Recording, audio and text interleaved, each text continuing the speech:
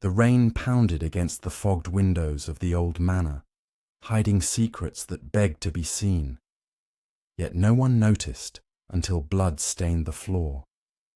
Grab your cup of tea, take a seat, and welcome to the story. Hercule Poirot wished it didn't. Hide in plain sight. If you're enjoying this tale of mystery and clever twists, hit that subscribe button. Your support means a lot to us. Chapter 1. The invitation to Shadowbrook Manor. Hercule Poirot adjusted his perfectly waxed moustache in the reflection of the train window, watching the English countryside blur by like a half-forgotten dream. It was a crisp autumn morning in 1935, and the little Belgian detective had received an unexpected invitation that piqued his famous grey cells. The letter, written in elegant script on heavy cream paper, came from Lady Evelyn Harrington, the widow of a wealthy industrialist. She requested his presence at Shadowbrook Manor for a weekend gathering, hinting at matters of discretion that required his unique expertise. Poirot, ever the lover of puzzles, couldn't resist. As the train chugged toward the remote village of Eldridge, he pondered what hidden dramas awaited him among the elite guests. Upon arrival at the small station, a sleek black Rolls-Royce awaited, driven by a stern-faced chauffeur named Jenkins. The drive to the manor wound through misty lanes lined with ancient oaks, their leaves turning fiery reds and golds. Shadowbrook Manor loomed ahead, a grand Victorian estate with towering chimneys and ivy-cloaked walls that seemed to whisper secrets of bygone eras. Poirot stepped out, his patent leather shoes crunching on the gravel driveway, and was greeted by Lady Evelyn herself. She was a striking woman in her late 40s, with sharp blue eyes and silver-streaked hair pulled into a neat chignon. "Monsieur Poirot, how kind of you to come," she said, her voice warm but edged with tension. "We have quite the assembly this weekend. Old friends, family, and perhaps a few rivals. I fear not all is as it seems." As Poirot entered the grand foyer, adorned, with crystal chandeliers and polished marble floors, he was introduced to the other guests one by one. First was Sir Reginald Harrington, Lady Evelyn's brother-in-law, a burly man with a red face and a booming laugh that didn't quite reach his calculating eyes. He owned a string of factories and was known for his ruthless business tactics. Beside him stood his young wife, Victoria, a former actress with platinum blonde hair and a penchant for dramatic gestures. She fluttered her eyelashes at Poirot, cooing about his reputation in the papers. Then there was Dr. Marcus Thorne, the family physician, a thin man with wire-rimmed glasses and a nervous habit of adjusting his tie. He had been with the Harringtons for years, tending to their ailments both physical and, Poirot suspected, emotional. The group was rounded out by Miss Clara Beaumont, Lady Evelyn's niece, a bright-eyed woman in her 20s studying art in Paris. She seemed out of place among the older crowd, her laughter light and genuine. Finally, there was Mr. Harold Finch, a solicitor handling the Harrington estate, with a briefcase always at his side and a face like a closed book. As they gathered in the drawing room for afternoon tea, Poirot observed them all with his keen gaze.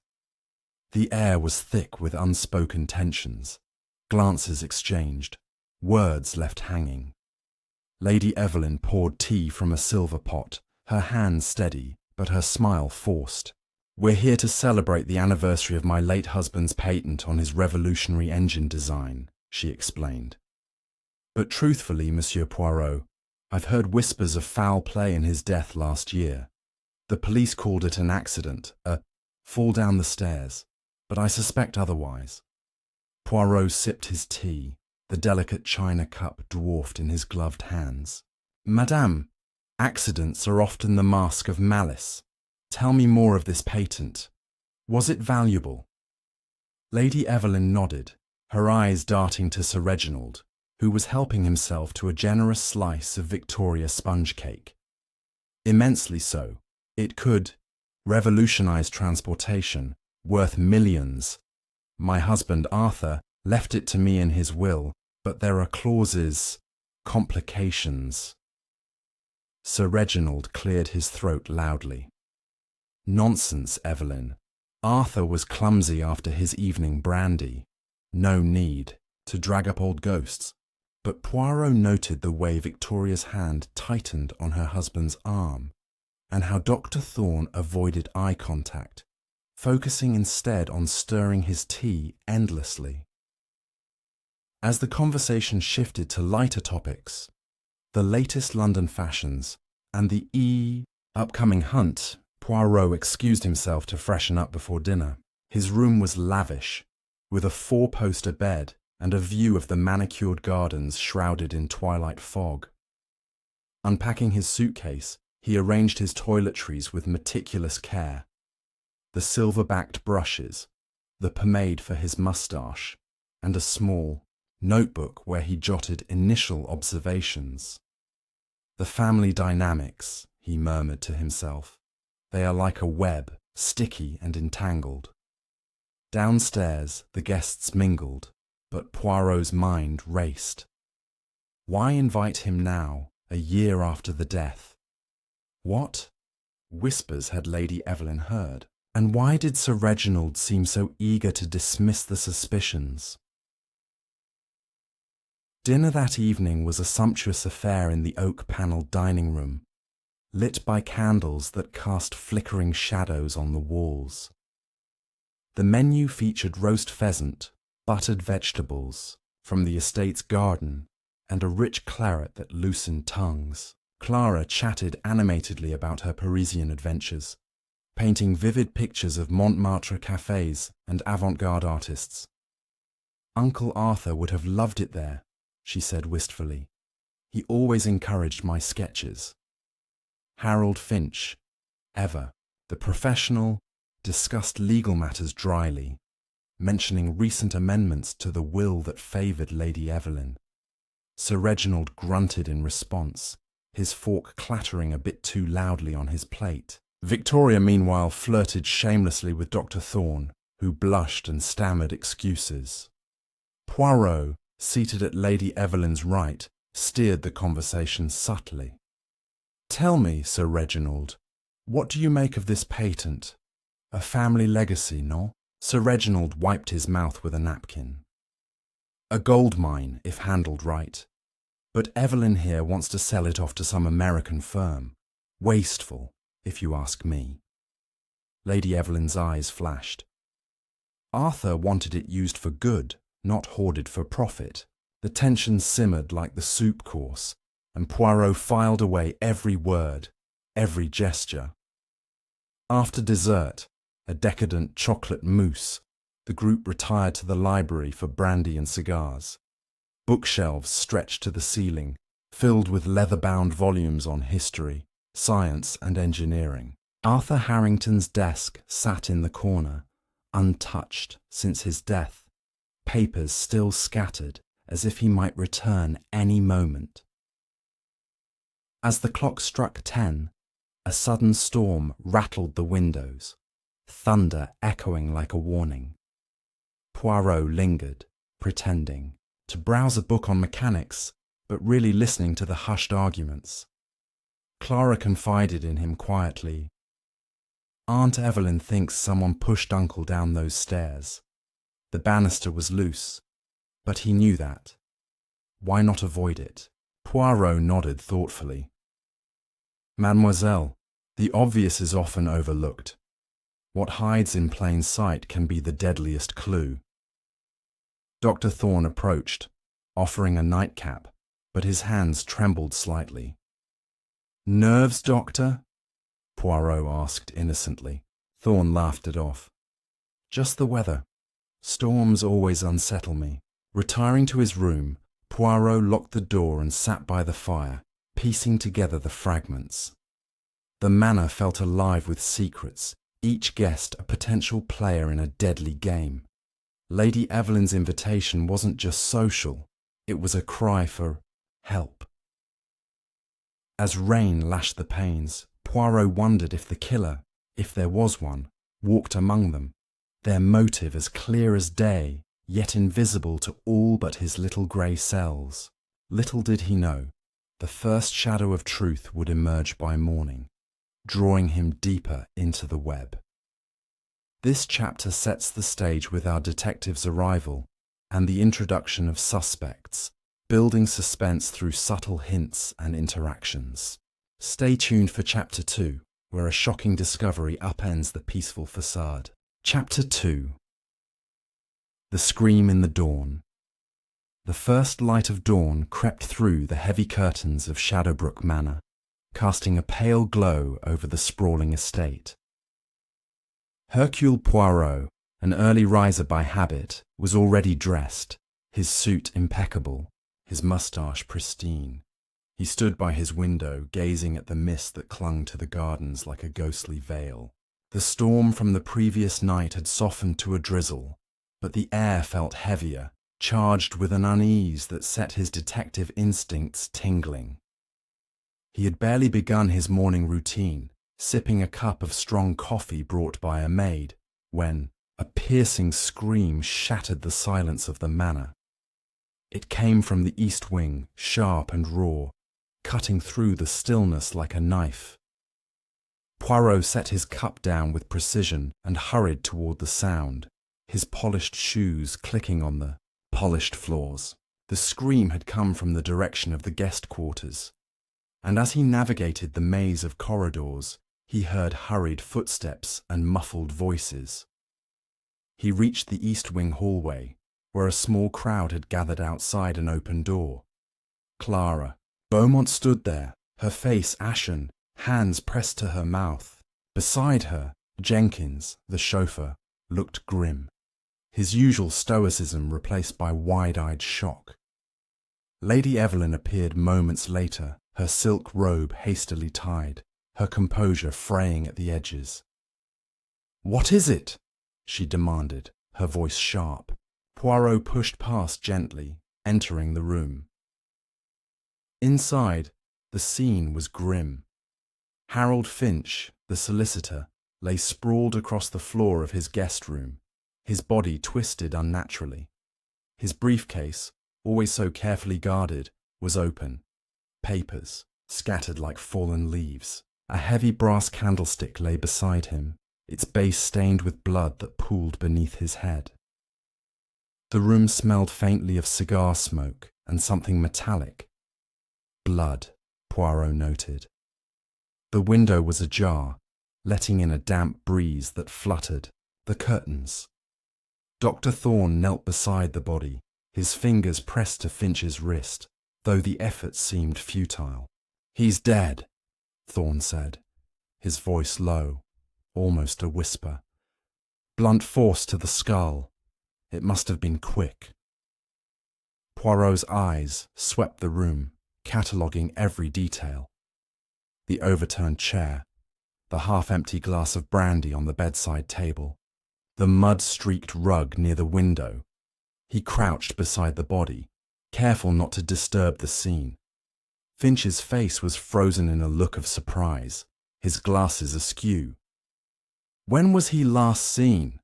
Poirot asked, his tone calm but commanding.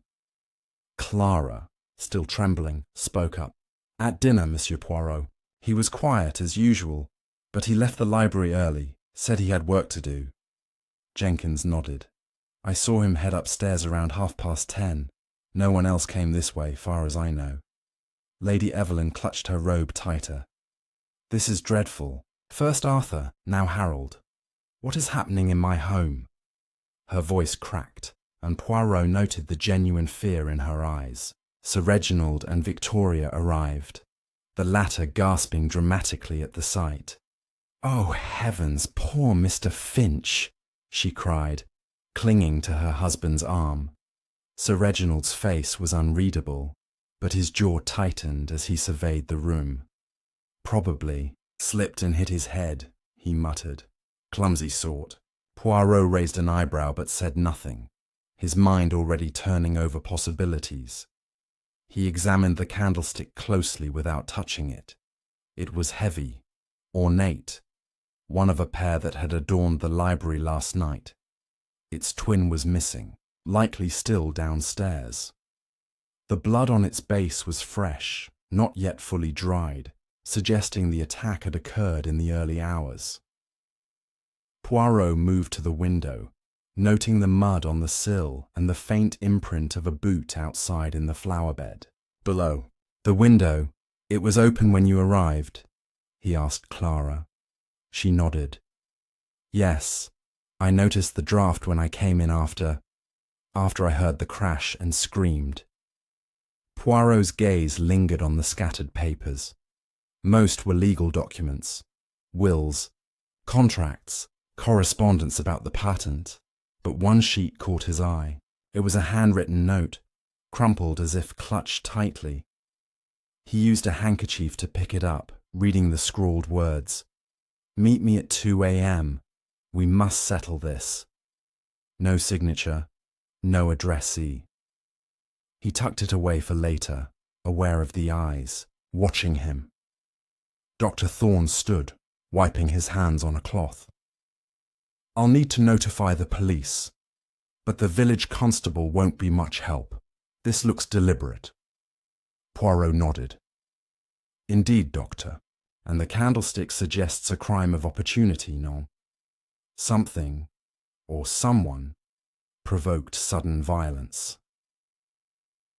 The group was ushered out as Poirot requested the room be sealed until the authorities arrived. In the hallway, he observed the guests' reactions. Clara seemed genuinely shaken, retreating to a corner to sketch nervously in a small notebook. Victoria whispered to Sir Reginald, her eyes darting suspiciously toward Lady Evelyn. Jenkins, ever dutiful, offered to fetch the police, but Poirot asked him to stay, noting the chauffeur's strong build and access to every part of the manor. Lady Evelyn excused herself to make arrangements, her steps unsteady. Dr. Thorne lingered, offering to administer a sedative to anyone in shock, but his own hands betrayed a slight tremor. Poirot returned to the library, where the remaining candlestick stood on a side table, untouched. He examined it, finding no blood, but noticing a faint smudge of wax on the base, as if it had been handled recently. The library's French doors opened to the garden, and he stepped outside, finding more mud near the path leading to the east. Wing! The rain had blurred any clear footprints, but the ground was disturbed, suggesting someone had moved quickly in the night. Back inside, he questioned the staff, a cook, 2 maids, and a gardener, who claimed to have heard nothing unusual, though the cook mentioned a strange thud around 2 in the morning, dismissed as storm noise. As the morning wore on, the manor buzzed with tension. The police, a single overworked constable named Barnes, arrived by mid-morning, his notepad already filled with scribbles. He deferred to Poirot, clearly out of his depth. Looks like murder, sir. Never seen anything like it here in Eldridge. Poirot offered a tight smile. Murder, Monsieur Barnes, is like a shadow. It follows where motives lurk. We must find who had reason to silence Monsieur Finch.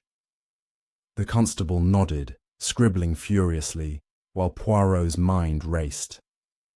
Finch's death was no accident, and the note suggested a planned meeting gone wrong. Was it about the patent? A personal grudge? Or something deeper, tied to Arthur Harrington's death? By noon, the guests gathered in the drawing room, their faces a mix of fear and suspicion. Poirot stood by the fireplace, his small frame commanding attention. Mes amis, we are in the midst of a tragedy. Monsieur Finch's death is no mere mishap. I urge you to speak what you know, for silence protects only the guilty. His words hung in the air, met with uneasy glances. Victoria clutched a handkerchief. Sir Reginald poured another brandy, and Clara's pencil scratched faster. Dr. Thorne adjusted his glasses, avoiding Poirot's gaze, while Lady Evelyn watched him intently, as if hoping his little grey cells could unravel the nightmare unfolding in her home. As the constable began his interviews, Poirot slipped away to Finch's room again, unnoticed. He examined the brandy glass, sniffing it carefully. A faint, bitter undertone lingered beneath the alcohol's aroma, something chemical, perhaps. He made a mental note to have it tested. The scattered papers revealed more, a draft of a new will, unsigned, that altered the patent's ownership, shifting control from Lady Evelyn to an unnamed trust. Was this the motive, or was it a distraction, hiding a darker truth in plain sight? The chapter closes with the manor locked in a tense stalemate, each guest a piece in Poirot's unfolding puzzle.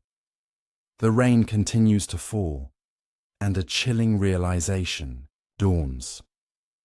The killer is likely still among them, watching, waiting. In Chapter 3, an unexpected clue surfaces, pulling Poirot closer to the truth or deeper into danger. Chapter 3. The Hidden Ledger. The drizzle outside Shadowbrook Manor had settled into a steady patter by afternoon, cloaking the estate in a grey haze that mirrored the growing unease within its walls. Hercule Poirot sat in the library, a small table before him cluttered with notes he'd jotted in his precise handwriting. The air smelled of old books and wax polish, but his focus was on the crumpled note from Finch's room. "Meet me at 2 a.m. We must settle this." It was a thread in the tapestry of murder, and Poirot was determined to tug it loose. His morning had been spent observing the guests, their strained politeness a thin veneer over suspicion.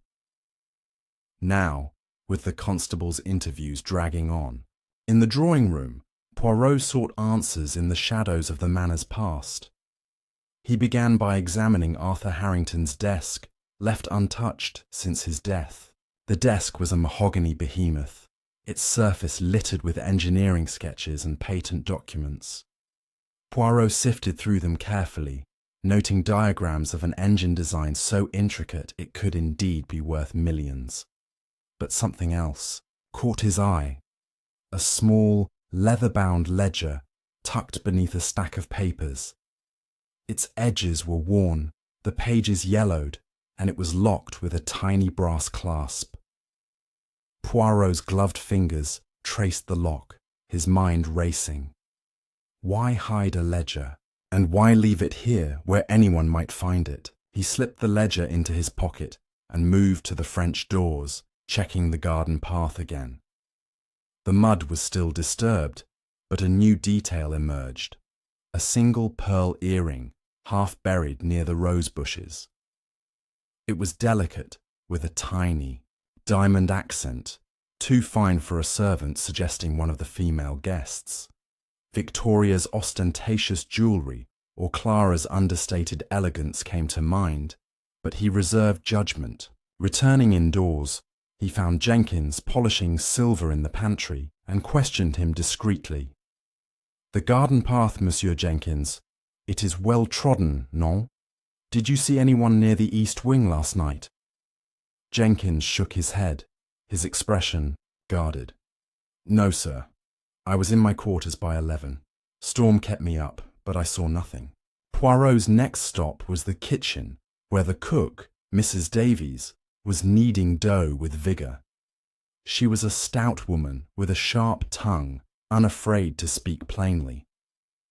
"Heard anything unusual, madame, beyond the thud you mentioned?" Poirot asked, his tone mild. Mrs. Davies snorted.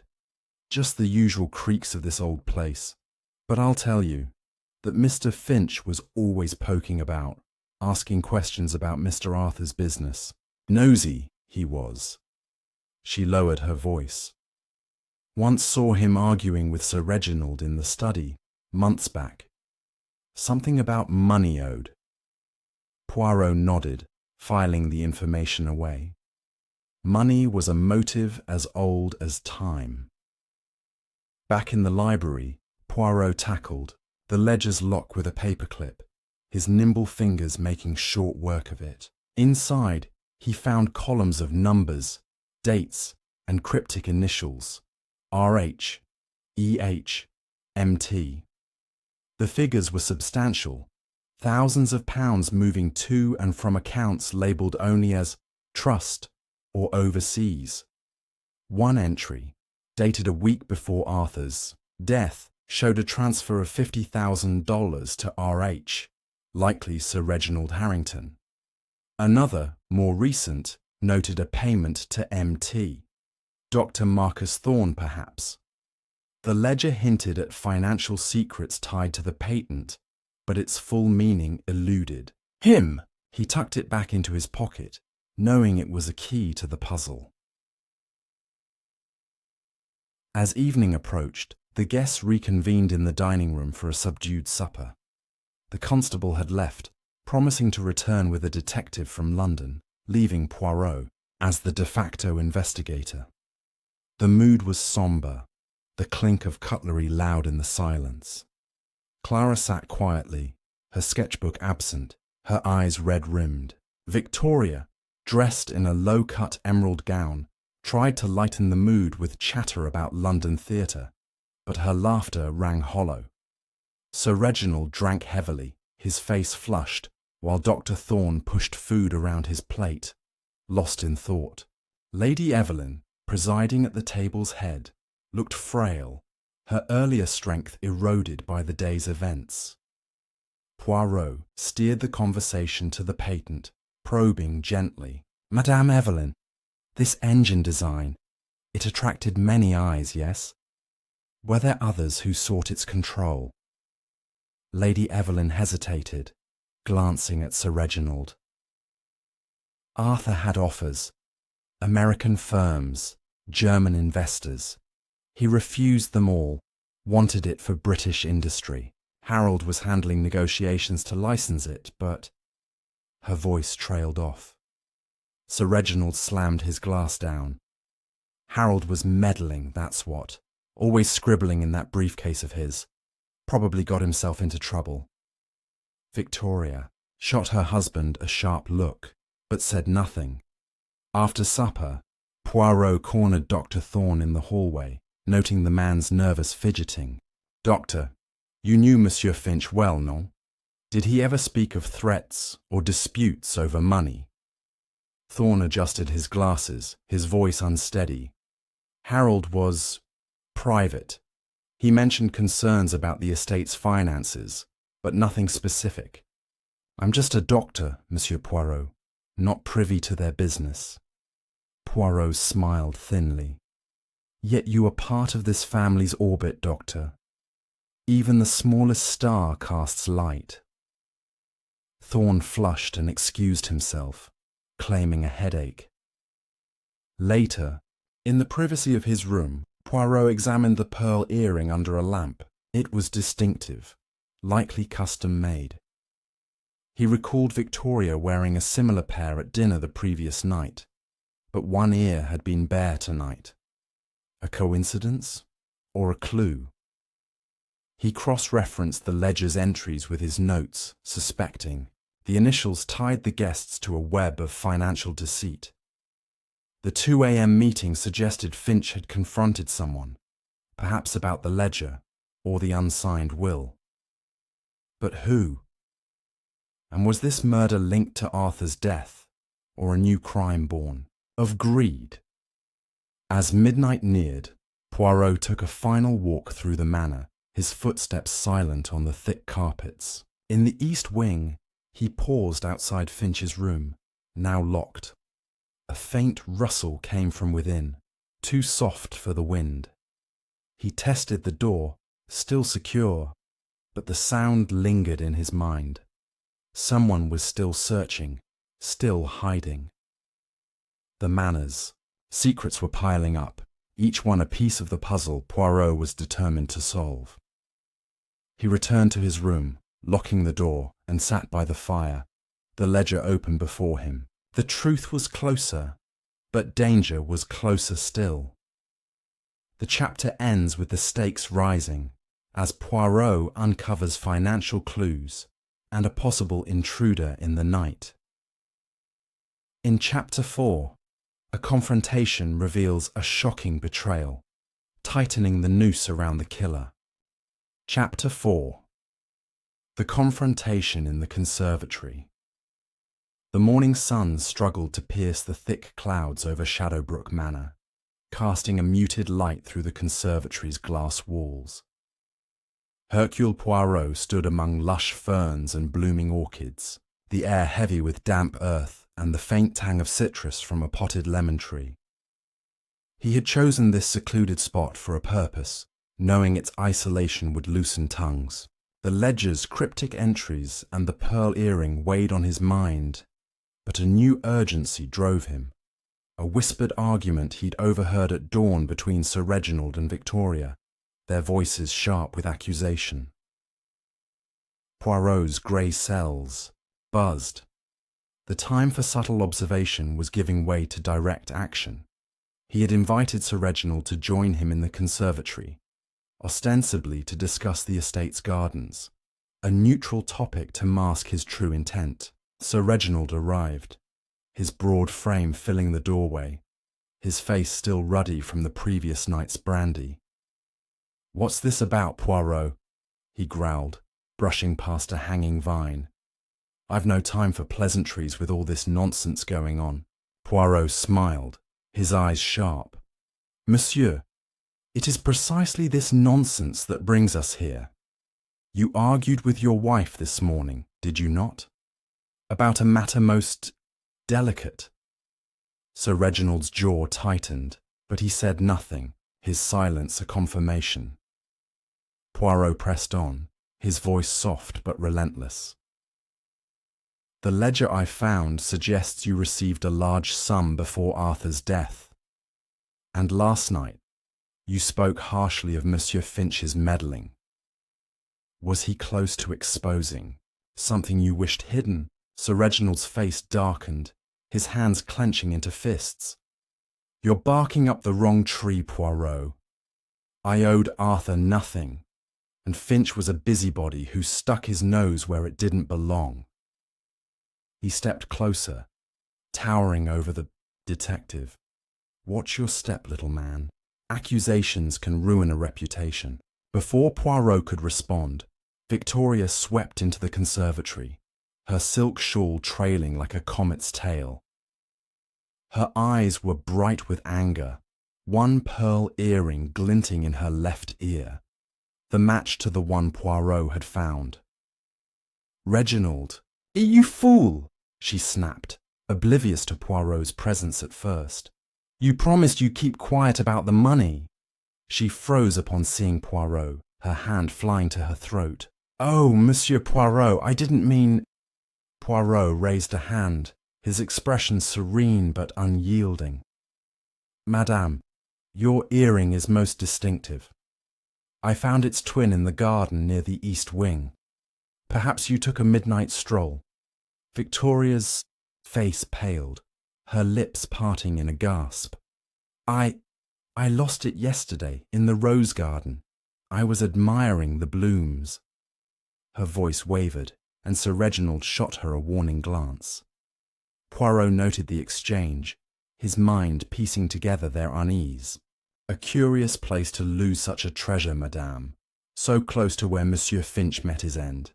And you, Sir Reginald, were you also in the garden discussing this money your wife speaks of?" The couple exchanged a look, their silence louder than words. The confrontation was interrupted by Clara, who entered with a tray of tea, her face curious but wary.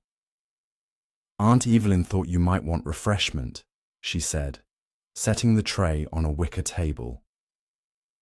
Poirot thanked her, using the moment to shift tactics. "Mademoiselle Clara, you are an artist, yes? You see details others miss. Did you notice anything odd about your uncle's papers? Or perhaps Monsieur Finch's behaviour?"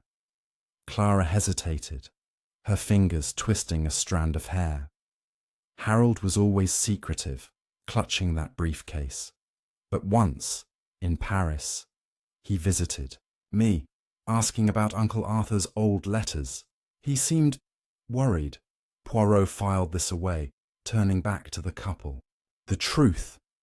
It is like these plants, Non. It grows in the light, not in shadow. If you know something of Finch's meeting at 2 a.m., speak now. Victoria's eyes darted to her husband, then to the floor. I was asleep, she said weakly. Sir Reginald snorted. Enough of this. We're not your criminals, Poirot. He stormed out, Victoria trailing behind, her shawl catching on a fern and tearing slightly. A small detail Poirot noted with interest. Alone with Clara, Poirot sipped the tea, finding it too sweet for his taste. Mademoiselle, your aunt believes her husband was murdered. Do you share this fear? Clara's eyes filled with tears. Uncle Arthur was kind, always encouraging my art. I don't know about murder, but he changed before he died, distracted, secretive. He argued with Reginald about the patent, said it was being mishandled. Poirot nodded, the ledger's entries flashing in his mind. Clara excused herself, leaving him to ponder in the humid air. He returned to his room, retrieving the ledger, to cross-check dates. A pattern emerged. Payments to R.H. stopped after Arthur's death, replaced by smaller sums to V.H. Victoria Harrington, perhaps? The amounts suggested blackmail or hush money, but for what? Poirot suspected Finch had uncovered this, leading to his fatal meeting. The earring placed Victoria near the crime, but her fear seemed genuine, fear of her husband or of exposure. Sir Reginald's temper made him a suspect, yet his bluster felt too obvious for a calculated killer. As evening fell, Poirot joined the guests in the parlour, where a fire crackled against the chill. Dr. Thorne was absent, claiming fatigue, but Poirot had seen him earlier, slipping a small vial into his pocket. Lady Evelyn sat rigidly, her eyes scanning the room. Monsieur Poirot, have you found anything? She asked quietly. He inclined his head. Clues, madame, are like stars, visible only when the night is darkest. I am close. She nodded, but her hands trembled, betraying her calm facade. A sudden crash from upstairs broke the tension. Jenkins appeared, breathless. It's Dr. Thorne's room, sir. The door's locked, and he's not answering. Poirot led the charge, the group following. They found Thorne's door ajar, the room in disarray, drawers open, medical bags spilled.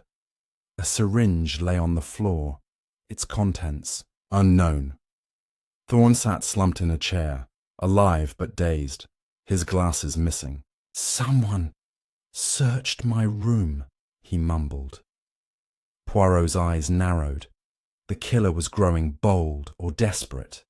This chapter tightens the web of suspicion, with Poirot's confrontation exposing cracks in the Harrington stories and a new disturbance hinting at the killer's next move. In Chapter 5, a startling revelation about Dr. Thorne's past pulls Poirot closer to the heart of the mystery.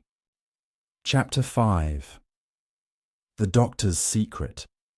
The late afternoon light filtered through Shadowbrook Manor's tall windows, painting the oak-panelled hallway in shades of amber and shadow. Hercule Poirot stood in Dr. Marcus Thorne's dishevelled room, his keen eyes scanning the chaos, overturned drawers, scattered medical instruments, and the syringe glinting on the floor. Thorne himself sat hunched in a chair, his face pale, a faint bruise forming on his temple. The air carried a sharp medicinal scent, mingling with the musty dampness of the old house. Poirot's mind churned. Someone had searched this room with purpose, and Thorne's dazed state suggested more than a simple burglary. The little Belgian detective sensed the puzzle's pieces shifting, a hidden truth about the doctor ready to surface. Poirot knelt beside the syringe, careful not to touch. Its plunger was half depressed, a cloudy residue inside. "Doctor, what is this substance?" he asked, his voice calm but probing. Thorne blinked, his hands fidgeting with his tie. "Just saline. I was preparing an injection for myself. Migraines. You see." His words stumbled, and Poirot's moustache twitched slightly, a sign of skepticism. "And this ransacking of your room, it was to find what precisely?" Thorne shook his head, wincing. "I don't know.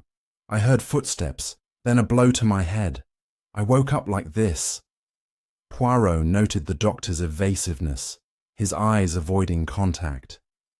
Lady Evelyn hovered at the door, her face etched with worry. "Is he all right, Monsieur Poirot? This is madness." Poirot nodded reassuringly. "He is shaken, madame, but alive. We must learn why his room was targeted." He sent Jenkins to fetch water for Thorne, then turned to the scattered medical bag. Among the bandages and vials, he found a small, locked tin box, its lid scratched as if someone had tried to pry it open. "Yours, doctor?" Poirot asked, holding it up. Thorne's eyes widened briefly before he nodded. "Just personal effects, nothing important." Poirot slipped the box into his pocket, ignoring Thorne's protest. Leaving Thorne to recover, Poirot retreated to the library where he examined the tin under a desk lamp. With a hairpin from his pocket, kept for such occasions, he picked the lock. Inside were letters, yellowed and creased, addressed to Thorne from a hospital in Manchester, dated 5 years prior. They referenced a regrettable incident involving a patient's death under Thorne's care, hinting at negligence and a hushed-up inquiry. One letter from a colleague warned, "Keep this quiet, Marcus, or your career is done." Poirot's grey cells hummed.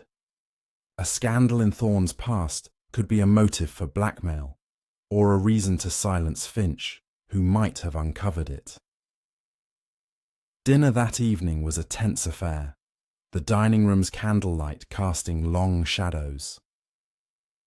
Clara picked at her food, her usual brightness dimmed. Victoria, her single earring replaced by a sapphire stud, avoided Poirot's gaze, while Sir Reginald grumbled about the police's delay.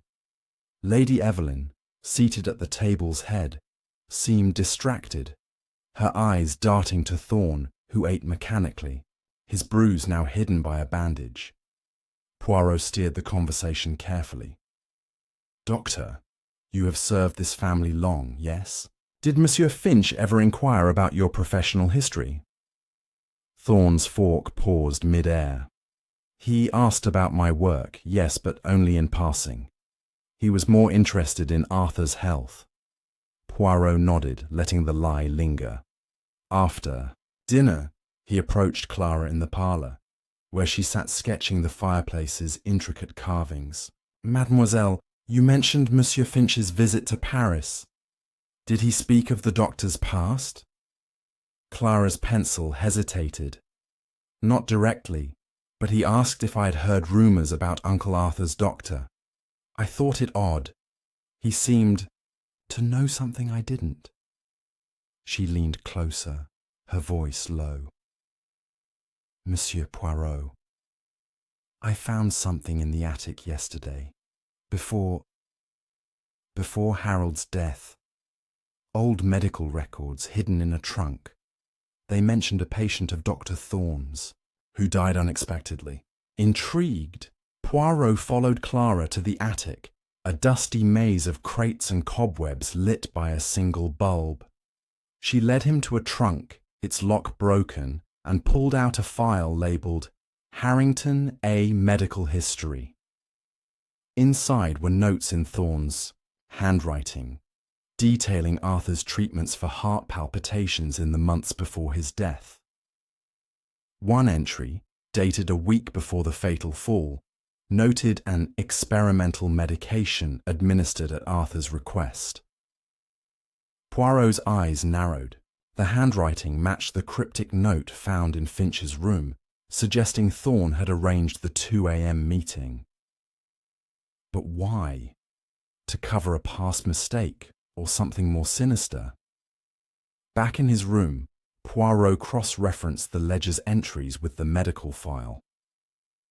Payments to MT aligned with dates of Arthur's treatments, suggesting Thorne was paid for more than medical services, perhaps to alter records or administer dangerous drugs.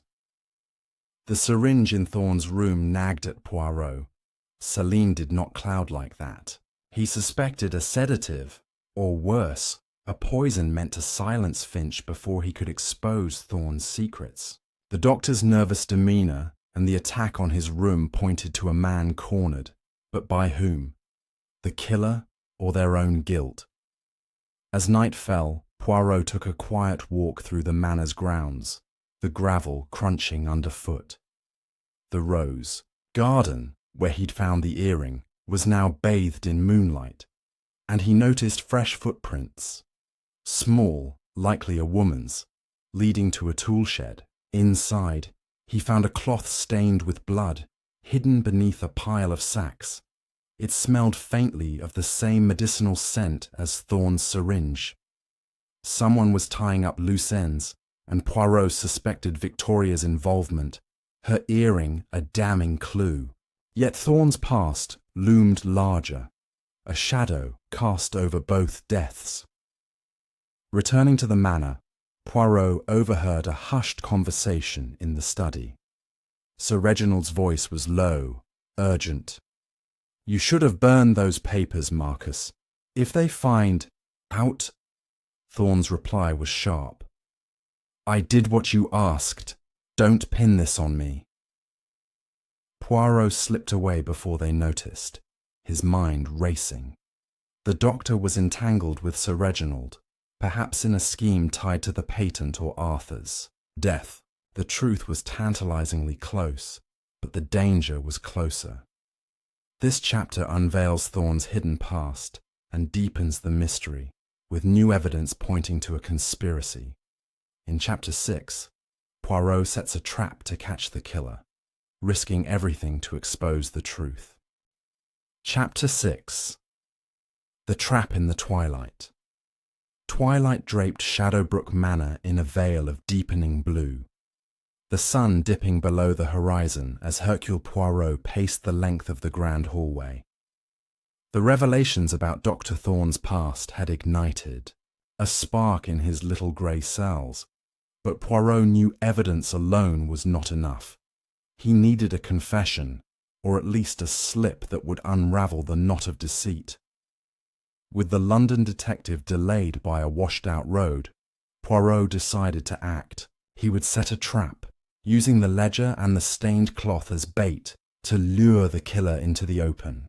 The manor's atmosphere crackled with anticipation, each creak of the floorboards a potential harbinger of revelation or peril. Poirot began by summoning Jenkins to his room, the chauffeur's stoic face betraying nothing as he entered. "Monsieur Jenkins, you are a man of the estate, familiar with its hidden corners. I require your assistance in a small deception." Jenkins nodded, his eyes curious but loyal. Poirot explained his plan. He would announce the discovery of a crucial clue, the blood-stained cloth from the tool shed, and claim it bore fingerprints that would identify the killer. In reality, the cloth was ambiguous, but the announcement would flush out the guilty party. Jenkins was to watch the back entrances discreetly, reporting any suspicious movements. Next, Poirot visited Lady Evelyn in her private sitting room, where she sat with a cup of untouched tea, her face drawn with exhaustion. "Madame, I believe We are close to the truth. Tonight, I will reveal a clue that may provoke the murderer. You must play along, showing surprise, but no fear. Lady Evelyn's eyes widened, but she agreed, her resolve hardening. For Arthur's sake, Monsieur Poirot, I'll do whatever is needed. He left her with instructions to gather the guests in the library after dinner, under the pretense of an update on the investigation. As night approached, Poirot examined the cloth more closely in his room, noting the blood's pattern, smeared as if wiped hastily. The medicinal scent linked it to Thorne's syringe, but the footprints near the shed suggested a smaller accomplice. Victoria's earring and her tense demeanour pointed to her, perhaps coerced by her husband or the doctor. Poirot tucked the cloth into his valise, alongside the ledger and the tin box of letters, securing them with a small lock. He then slipped downstairs to the tool shed, planting a decoy, a similar cloth, unmarked, in plain view, to test if someone would return for it. Dinner was a silent ordeal, the guests barely speaking as they navigated the roasted lamb and steamed vegetables. Clara glanced at Poirot often, her sketchbook absent, replaced by a nervous twisting of her napkin. Victoria's sapphire studs caught the light, her laughter forced when Sir Reginald made a gruff joke about the weather. Dr. Thorne, his bandage still in place, ate sparingly, his eyes flicking toward the door as if expecting interruption. Sir Reginald dominated the table with complaints about the patent delays, but his bluster seemed rehearsed, a shield against scrutiny. After coffee, Lady Evelyn rose. Monsieur Poirot has something to share with us in the library. Please join us there. The group filed in, settling into armchairs around the fireplace, where a low fire flickered. Poirot stood before them, his small stature commanding the room. Mes amis, the events of these days have been tragic, but I have uncovered a clue that points to the guilty. In the tool shed, I found a cloth stained with blood from Monsieur Finch's wound. It bears fingerprints, clear, identifiable. Tomorrow, when the detective arrives, we shall match them to the killer. A ripple of tension swept the room. Clara gasped softly, her hand to her mouth. Victoria's face drained of colour, her eyes darting to Sir Reginald, who gripped his brandy glass tightly. Dr. Thorne adjusted his glasses, his voice steady, but strained. That's conclusive, Monsieur Poirot. Whose are they? Poirot smiled enigmatically. Patience, Doctor. All will be revealed in due time. He excused himself early, claiming fatigue, but in truth, he retreated to a shadowed alcove overlooking the garden path, waiting. Hours ticked by, the manor settling into uneasy quiet. At 11:30, a figure emerged from the side door, Dr. Thorne, cloaked in a dark coat, moving stealthily toward the tool shed. Poirot followed at a distance, his footsteps muffled by the grass. Thorne entered the shed, rummaging briefly before emerging with the decoy cloth, stuffing it into his pocket. Poirot stepped forward, his voice cutting the night air. Doctor, you seek to destroy evidence, non? But this cloth is not the one you fear. Thorne whirled, his face twisted in shock. Poirot, this isn't what it seems. He backed away, but Poirot pressed on. It seems you administered something to Monsieur Finch. Perhaps the same experimental medication you gave Arthur Harrington, leading to his weakened state and fatal fall. The ledger shows payments for your silence, and Finch discovered your Manchester scandal threatening exposure. Thorne's shoulders slumped, but his eyes hardened. Arthur begged for the drug to ease his pain. It was an accident. Reginald paid me to keep quiet.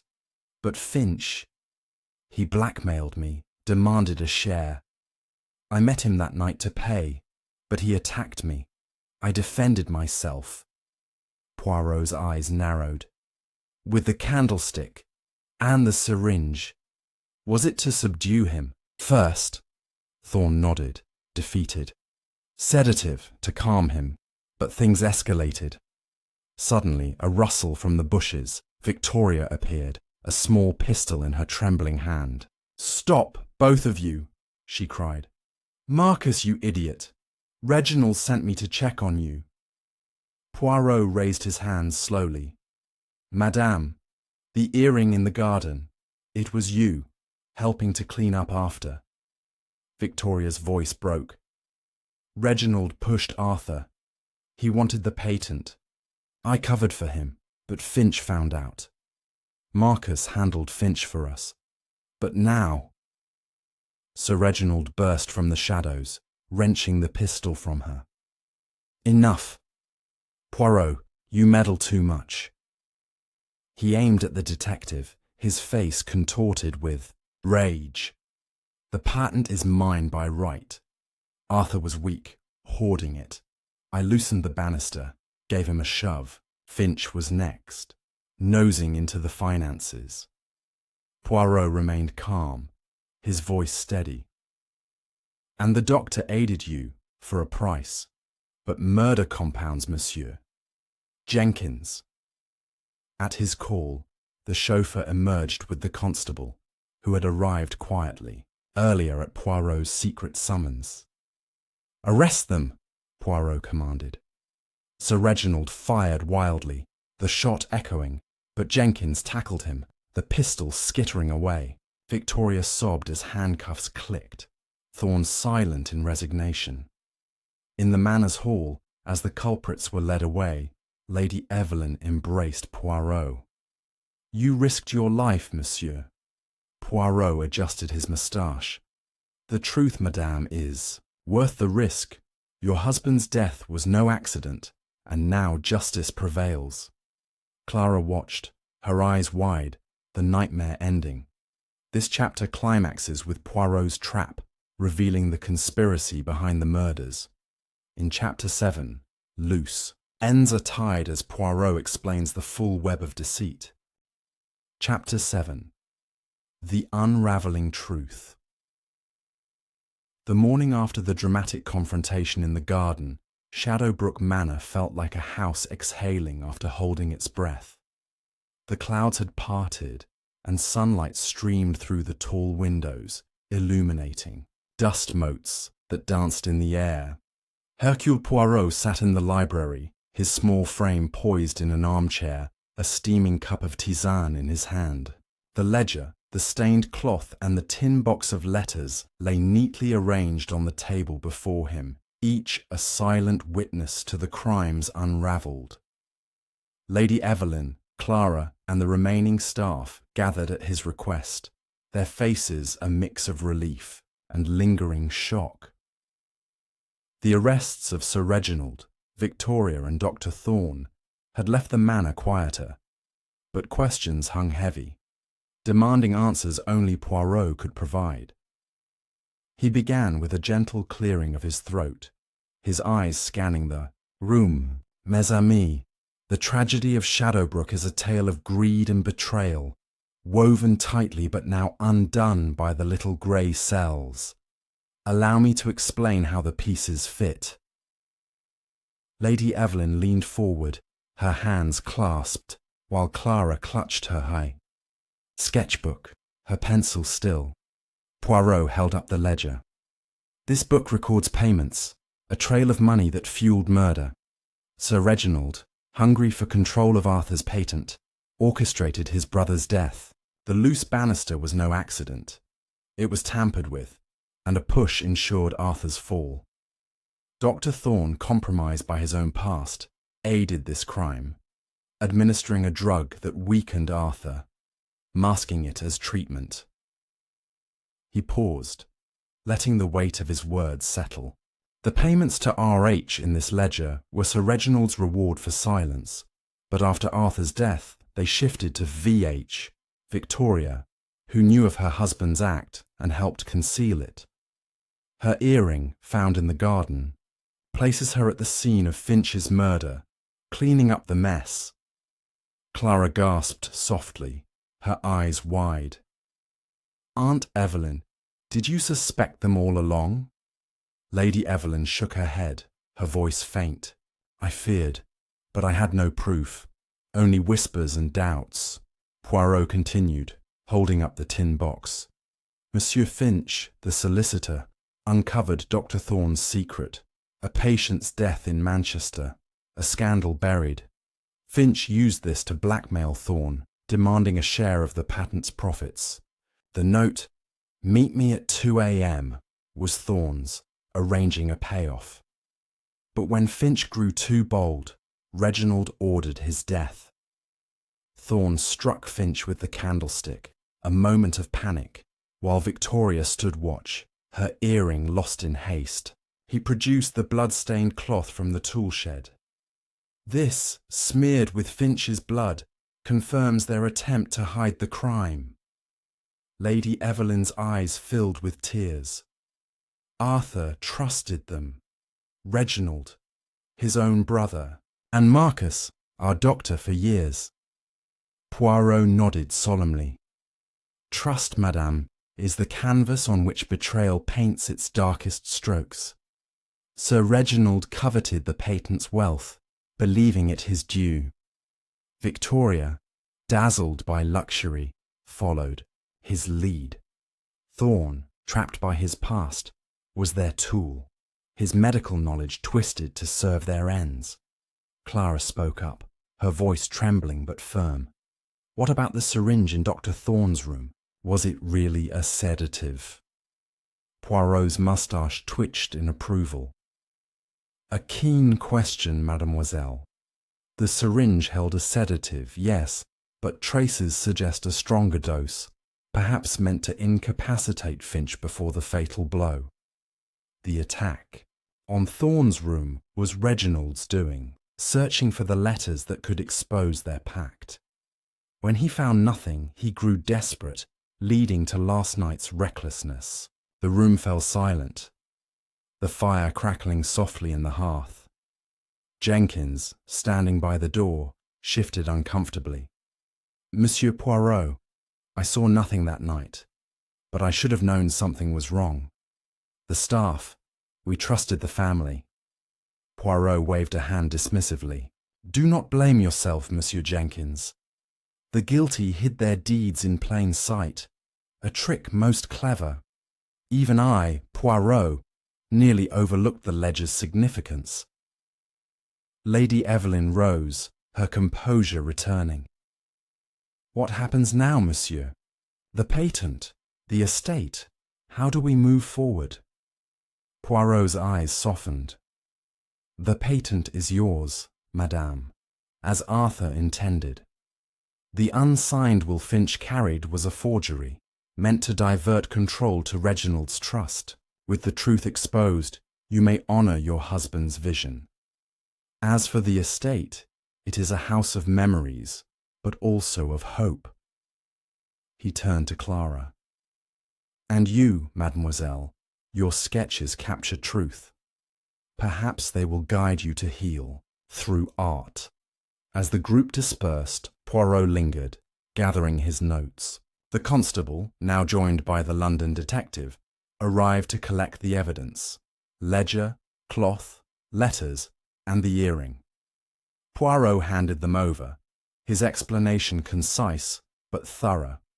The detective, a young man with an earnest face, shook his hand. You've done Scotland Yard proud, sir. We'd have been lost without you. Poirot inclined his head modestly. The truth, monsieur, is my only master.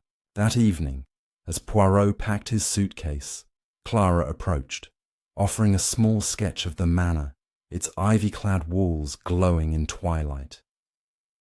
A thank you, Monsieur Poirot, for Uncle Arthur, for us all. He accepted it with a bow. Mademoiselle, your talent is a light in this darkness. Keep it bright. Outside, The Rolls-Royce waited to take him to the station, Jenkins at the wheel. The manor receded in the distance, its secrets laid bare, its ghosts at rest. This chapter ties the threads of the mystery, with Poirot revealing the full scope of the conspiracy. If you're enjoying this tale of deception and deduction, grab a cup of tea and hit that subscribe button. Your support means the world to us. In Chapter 8, Poirot reflects on the case as a new twist emerges, threatening to reopen old wounds.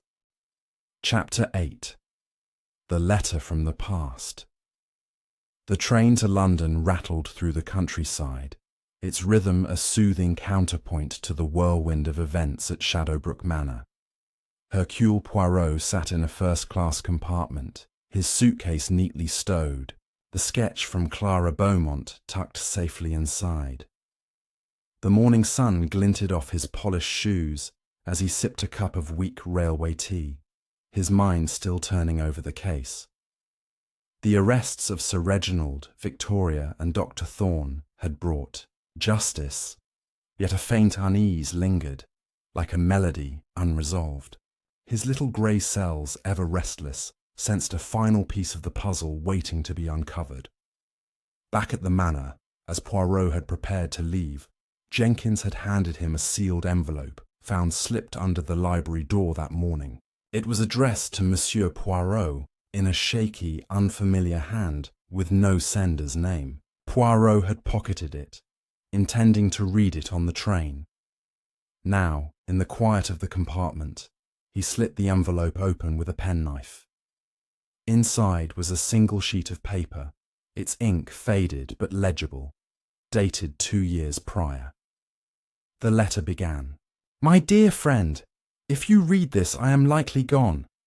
I trust you to see what others cannot."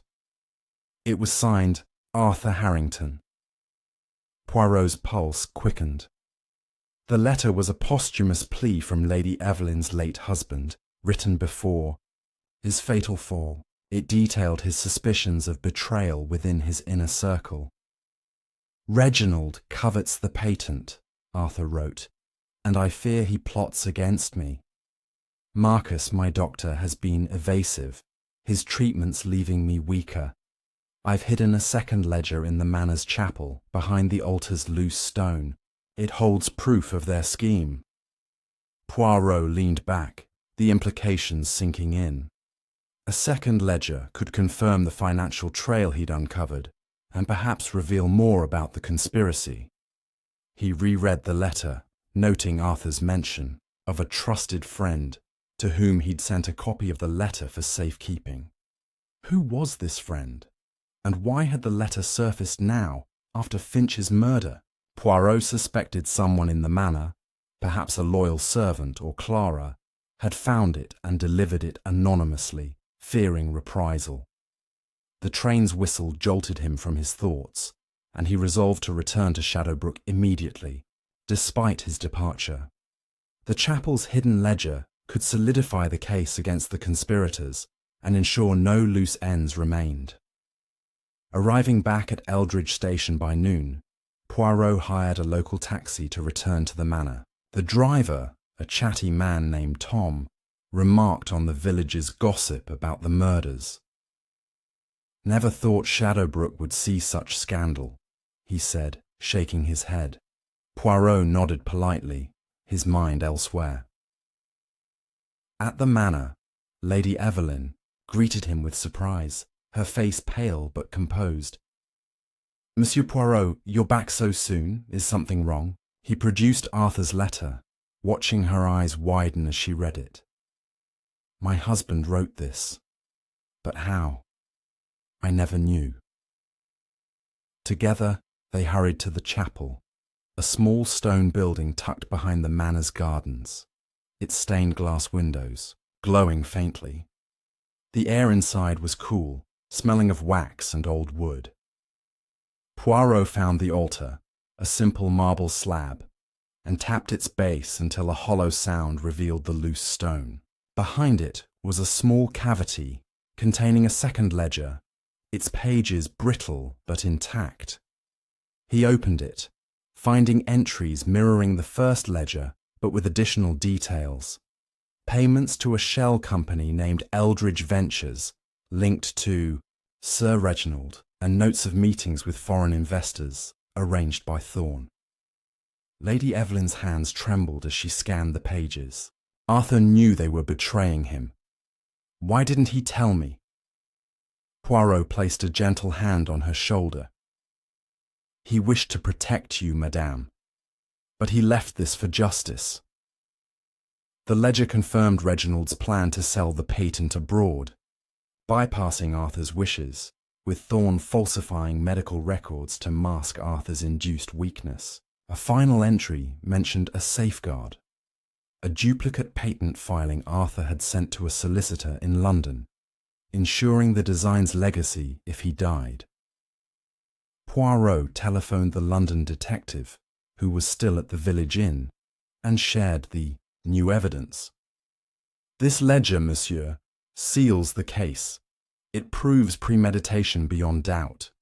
The detective promised to secure the document and pursue the duplicate patent filing.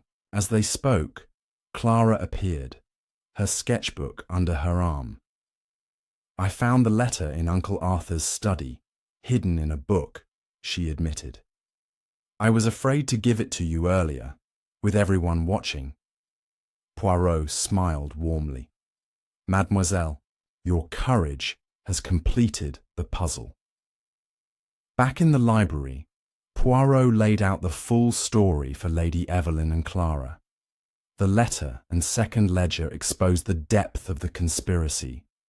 Reginald's greed drove him to murder his brother, with Thorn's medical expertise and Victoria's complicity ensuring silence. Finch's blackmail attempt had unravelled their plan, leading to his death.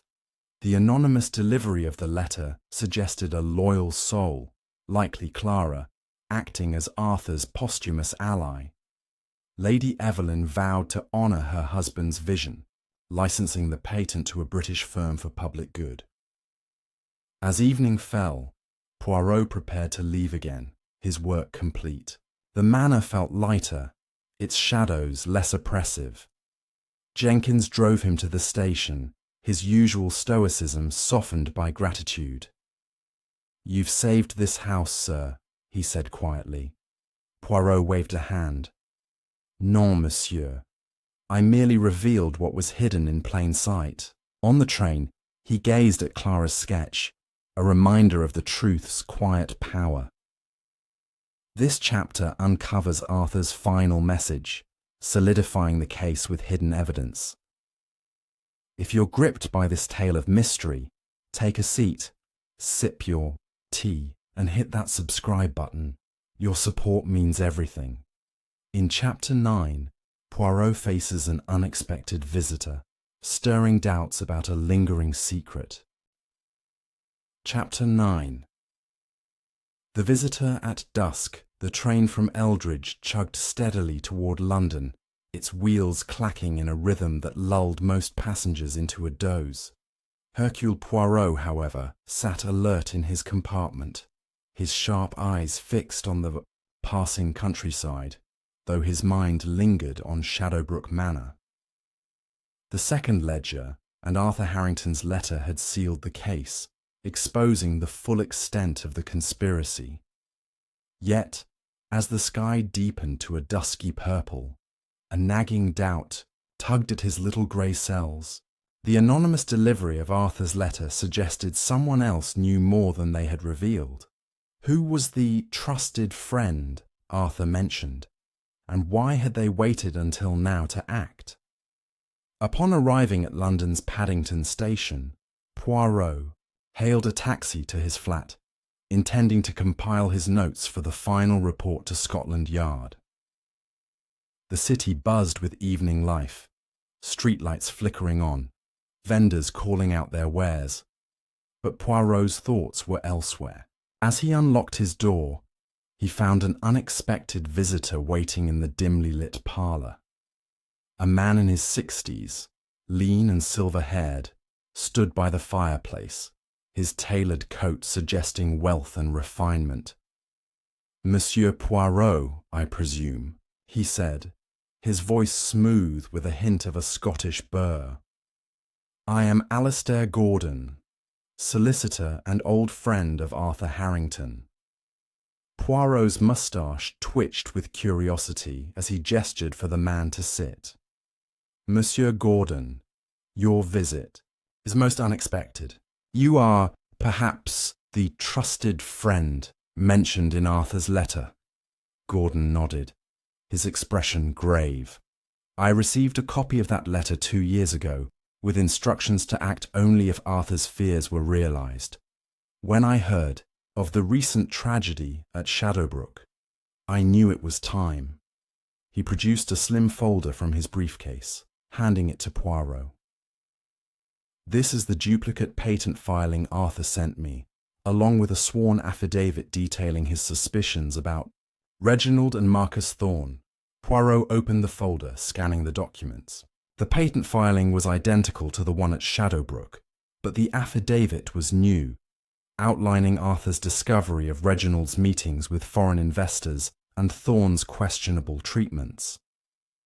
A final note mentioned a safety deposit box in a London bank containing additional evidence, a photograph of Reginald tampering with the manor's banister.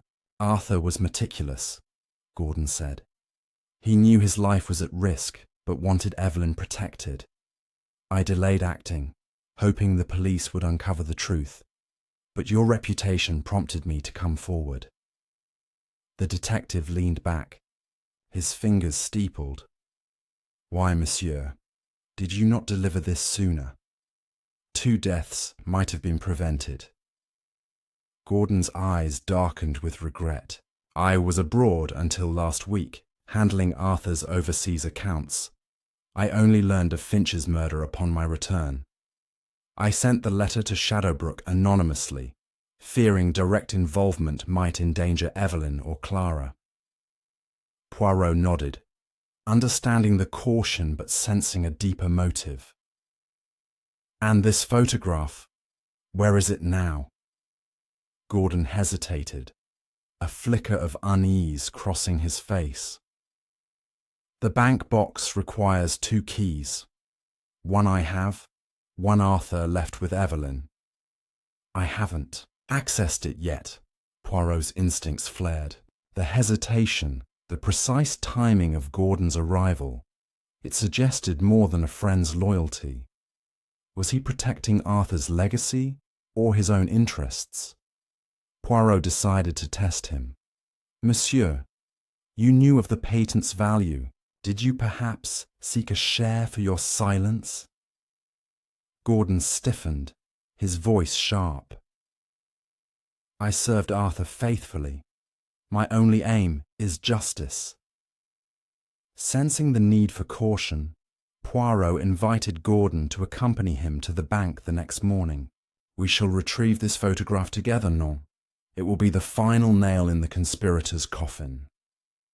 Gordon agreed, though his eyes lingered on the folder as if reluctant to leave it. After he departed, Poirot examined the documents closely, noting a faint watermark on the affidavit, a logo matching Eldridge Ventures, the shell company tied to Reginald. Gordon's name appeared nowhere in the ledgers, but his intimate knowledge of Arthur's affairs raised questions. Was he truly an ally, or a latecomer to the scheme, seeking to cover his tracks? That night, Poirot telephoned Lady Evelyn, confirming she held the second key to the safety deposit box. Her voice trembled with hope. Arthur trusted Alistair completely. If he left evidence, it must be damning. Poirot advised her to secure the key and tell no one, his tone gentle but firm. "Madame, trust is a fragile thing. Guard it well." He then contacted the London detective, arranging for an officer to meet them at the bank, ensuring no interference. As midnight struck, Poirot sat by his fireplace, Clara's sketch of Shadowbrook propped on the mantel. The case felt nearly complete, Yet Gordon's sudden appearance stirred unease. The photograph could confirm Reginald's guilt beyond doubt. But what if it revealed more? Perhaps Gordon's own role in the patent's tangled web. Poirot's mind raced, piecing together the solicitor's possible motives. Had Arthur misjudged his friend? Or was Gordon a final guardian of the truth? The next morning, Poirot and Gordon met at the bank, a grand marble building in the city. The safety deposit box yielded a single photograph. Reginald, caught mid-act, loosening the banister's bolts, his face unmistakable. Gordon exhaled, relief evident, but Poirot noted his clenched fists. "This will bury Reginald," Gordon said. Poirot nodded, his eyes never leaving the man. "Indeed, monsieur, but it also raises questions about all who knew Arthur's plans." As they left the bank, an officer took the photograph into evidence, promising swift action. Gordon excused himself, citing urgent business, but Poirot watched him go, his suspicions unallayed. The truth was clearer, but a shadow lingered.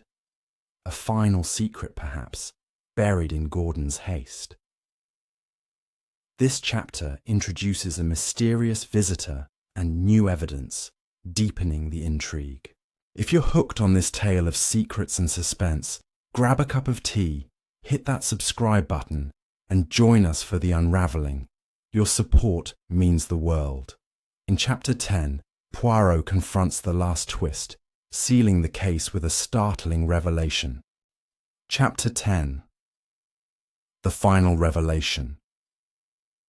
The London sky hung heavy with clouds as Hercule Poirot stood in his flat, the photograph from the bank resting on his desk beside Arthur Harrington's letter and the two ledgers.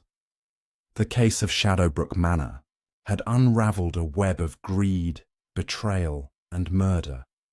But Alistair Gordon's sudden appearance had stirred a final ripple in Poirot's meticulous mind.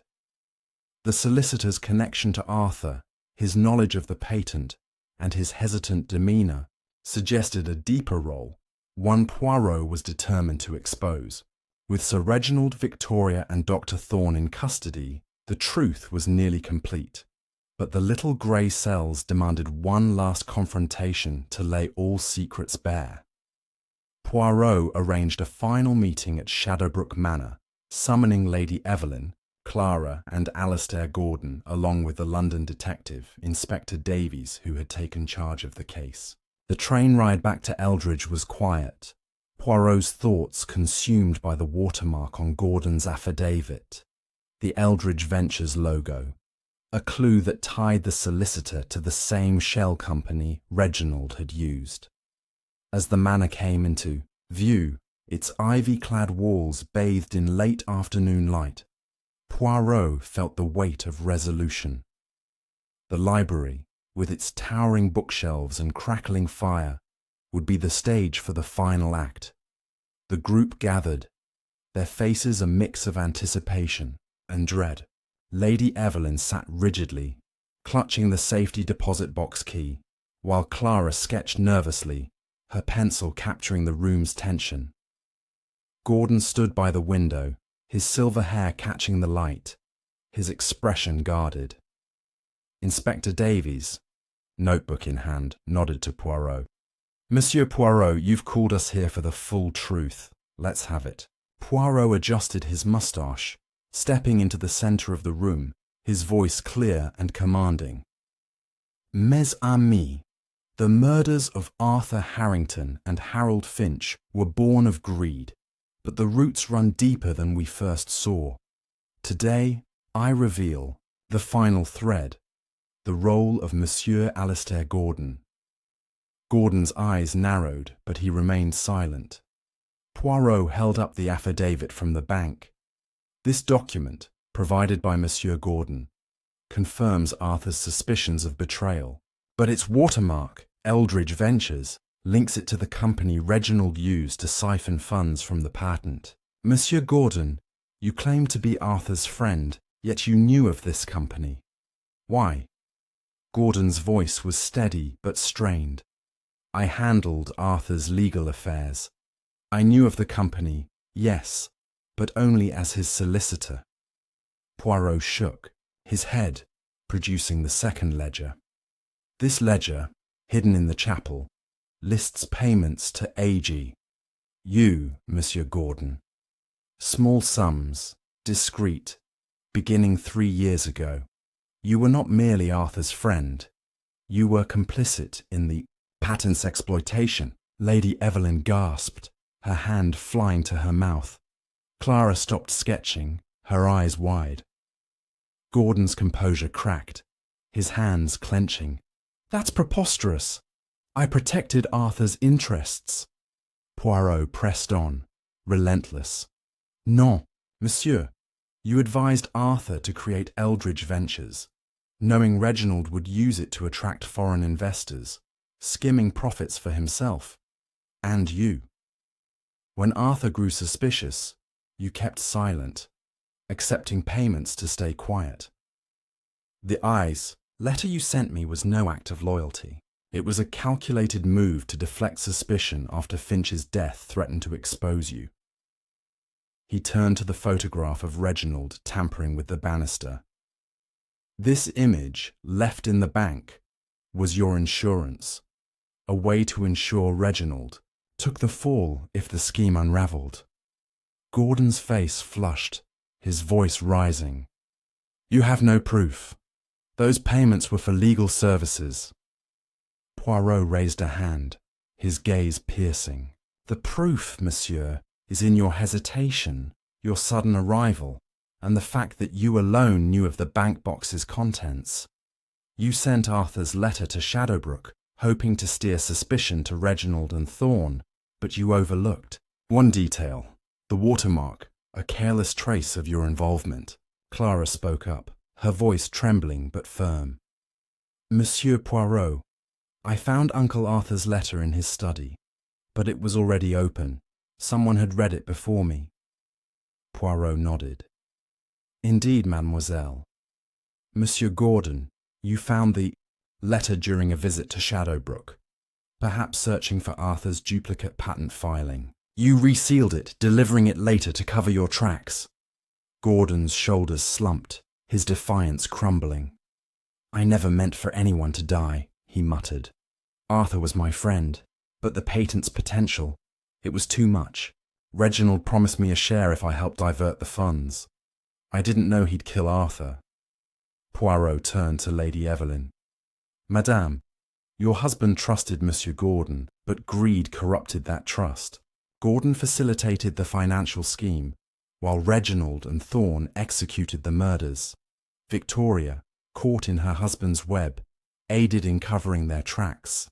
The ledgers, the photograph, and the affidavit tie them all together. Lady Evelyn's eyes glistened with tears. Arthur deserved better.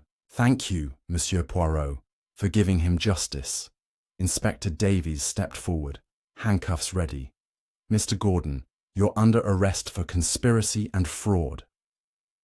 Gordon offered no resistance, his head bowed as he was led away. The library fell silent, the fire's crackle the only sound. Clara approached Poirot, her sketchbook open to a drawing of Arthur, smiling. For him, she said softly, handing it to him. Poirot accepted it with a bow. For truth, mademoiselle. As Poirot prepared to leave Shadowbrook for the final time, Lady Evelyn walked him to the door. The patent will be used as Arthur wished, for the good of all. You've given us peace, monsieur. Poirot smiled gently. Peace, madame, is the reward of truth. Jenkins drove him to the station, the manor fading into the dusk. On the train, Poirot gazed at Clara's sketches, satisfied that every secret had been brought to light. The case of Shadowbrook Manor was closed, a testament to the power of observation and deduction. If you've been captivated by this journey of mystery and revelation, grab a cup of tea, hit that subscribe button, and join us for more tales of intrigue. Your support means everything.